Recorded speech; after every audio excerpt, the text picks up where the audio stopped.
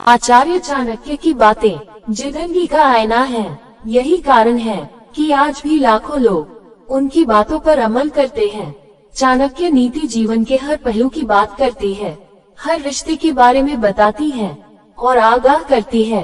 कहते हैं कि जो लोग आचार्य चाणक्य की बातों पर अमल करते हैं, दैनिक जीवन में उनकी बातों को अपनाते हैं, उसे सफलता मिलती ही मिलती है। यही नहीं, धन की देवी लक्ष्मी जी भी कभी उसका हाथ नहीं छोड़ती है। आज की चाणक्य नीति दोस्ती पर है।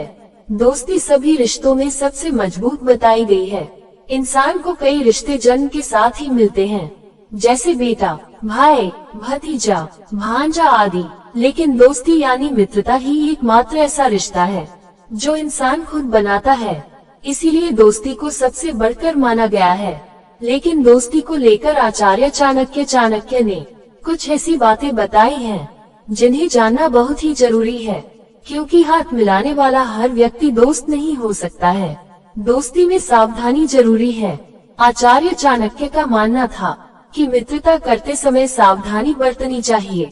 कैसी भी परिस्थिति आए, मित्र को सभी बातें नहीं बतानी चाहिए, क्योंकि यदि सही मित्र विश्वास पात्र न हो तो हानि का खतरा बढ़ जाता है। इसलिए स्वार्थी मित्रों से दूरी बनाकर रखें, क्योंकि ऐसे लोग सिर्फ आपसे लाभ लेना चाहते हैं। वे आपका भला नहीं चाहते हैं, बल्कि समय का लाभ उठा रहे हैं। बुरा समय आने पर ऐसे लोग सबसे पहले किनारा करते हैं।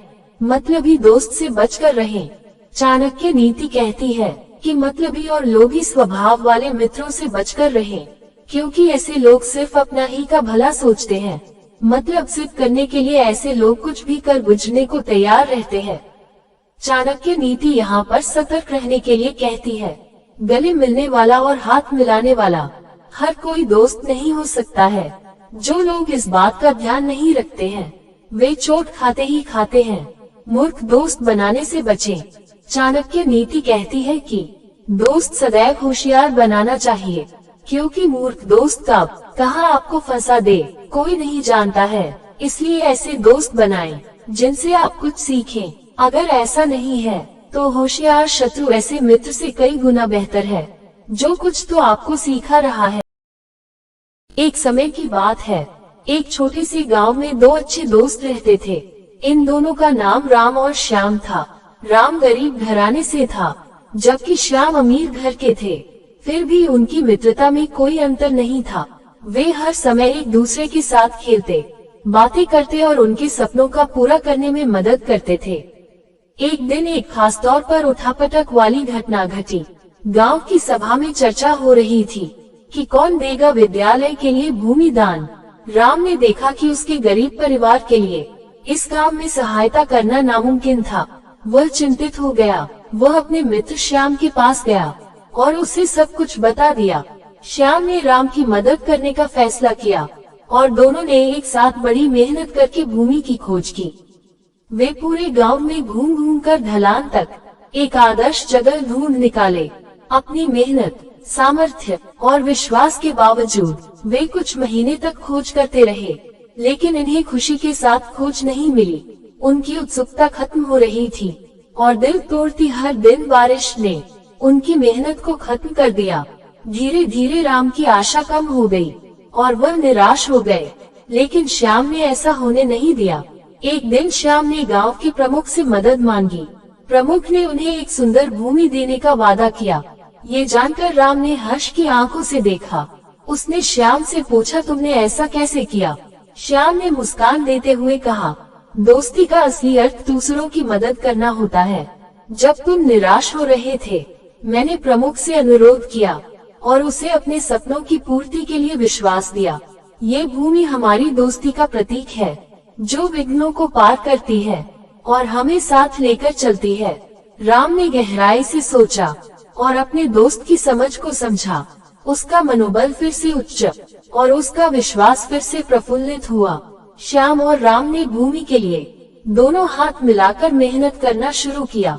वे अपनी ताकत, धैर्य और संयम के साथ काम करते रहे। फिर एक दिन उन्होंने अपनी मेहनत के फलस्वरूप एक सुंदर भूमि प्राप्त की। उन्होंने वहां एक विद्यालय बनाने का निर्णय लिया और सभी बच्चों को शिक्षा का मौका देने का फैसला किया। दोस्तों के विश्वास, मेहनत और एकता के प्रतीक के रूप में राम और श्याम ने गांव की शिक्षा को बदल दिया। उनके साथी बच्चे उनके सपनों को देखकर प्रेरित हुए और अच्छी शिक्षा के लिए प्रयास करने लगे। बच्चों का सोचने का तरीका बदल गया और वे आपसी सहयोग करने लगे। दिनों दिन दूसरे से बेहतर होते गए और समृद्धि और उज्जवल भविष्य की ओर उन्मुख हुए। ये कहानी हमें सिखाती है कि सच्ची मित्रता और साझेदारी का महत्व क्या है। हमें दूसरों की मदद करने की जरूरत होती है और हमें अपने सपनों को पूरा करने के लिए संघर्ष करना चाहिए। साथ ही यह भी सिखाती है कि सामर्थ्य या सामूहिक परिस्थितियों का कोई भी प्रभाव नहीं होता है। जब हमारे पास सच्चे और निष्ठावान मित्र होते हैं, हमेशा दूसरों के लिए उठापटक करने की आदत बनाएं और सभी के साथ एकता का आनंद उठाएं। इस कहानी का संदेश, इस कहानी से हमें ये सीख मिलती है कि जब हम अपने मित्रों के साथ मिलकर काम करते हैं, तो हम असंभव को भी संभव बना सकते हैं।